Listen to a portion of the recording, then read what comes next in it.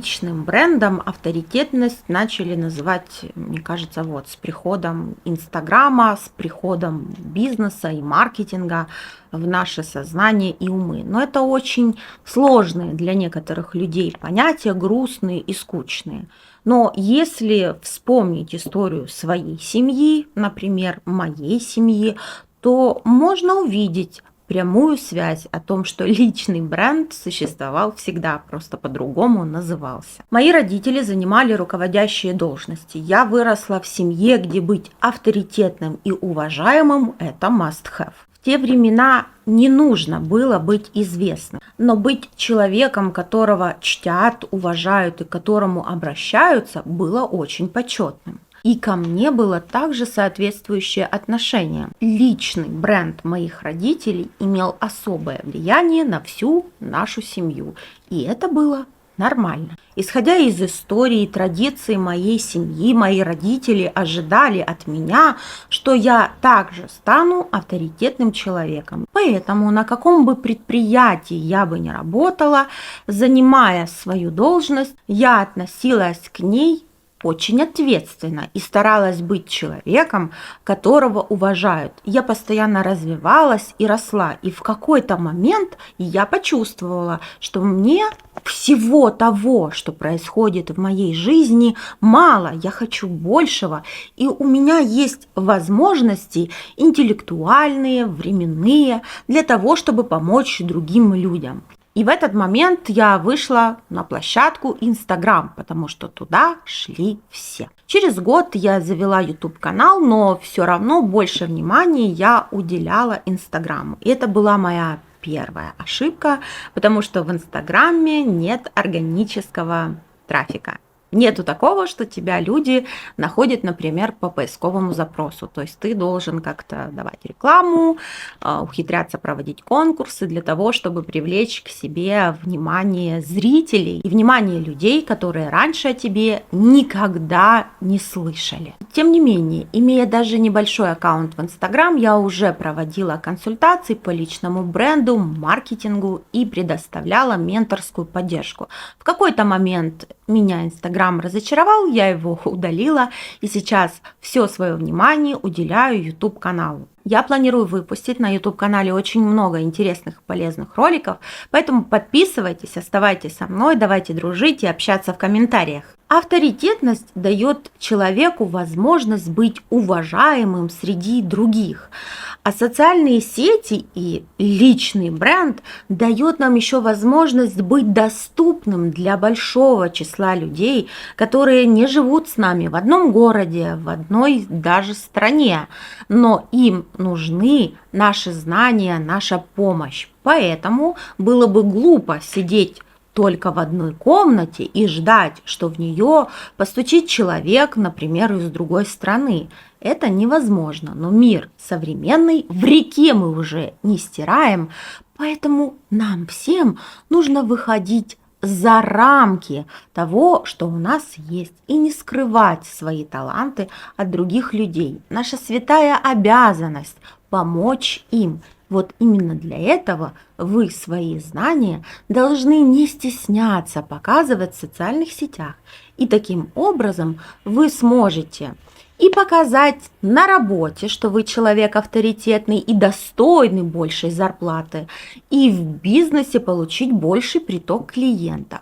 Кроме того, если вы сейчас только ищете работу, то лично я на своем опыте убедилась, что работодатели спрашивают ссылки на ваши социальные сети.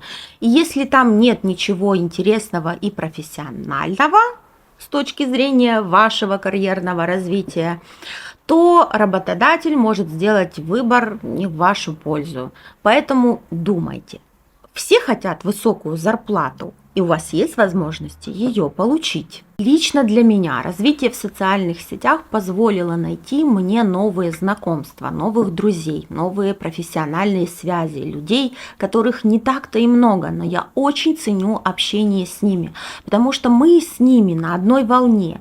И если бы я не выходила из своей условно комнаты, то мы бы с ними никогда не познакомились, потому что все эти люди живут в разных странах. Кроме того, эти люди уверены во мне, и поэтому поэтому смело могут рекомендовать меня своим знакомым.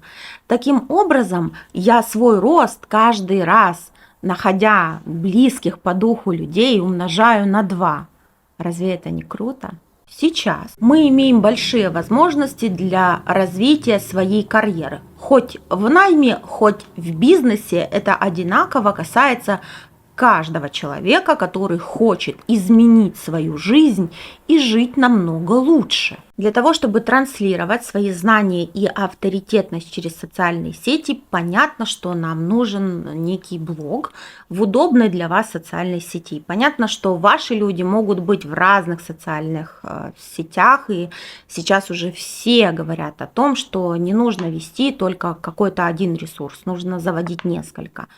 Тут уж по вашему велению сердца, как вы хотите. Это ясно. Нужно выделять время, нужно обдумывать это все, нужно относиться к этому с любовью. Но я хочу внести маленькую изюминку. Вам нужно применять креативные стратегии к тому, что вы делаете. То есть не делать это просто, вот я делаю и все, я записываю ролик, а продумывать какие-то рубрики, какие-то стили, искать свою собственную изюминку. И что-то из этого у вас обязательно зайдет, понравится зрителям, и на этой волне вы будете расти еще быстрее. Также вам нужно установить дружеские отношения с вашей аудиторией. В любом случае у вас будут комментаторы, которые пишут вам чаще всего. Возможно, вы заведете какой-то дополнительный канал, Telegram или страницу в Instagram, может быть, она у вас есть, где вы будете с ними общаться еще ближе и вступать вот в этот диалог, если у вас, конечно, есть на это время. У меня, например, пока только YouTube канал. Что вот будет дальше, я еще обдумываю. Понятно, что желательно иметь свой сайт и на нем иметь блог и изучать основы SEO-продвижения для того, чтобы привлекать на этот сайт больше трафика. Потому что если вы человек-бренд, значит вы человек-предприятие. У предприятия должен быть сайт, понимаете?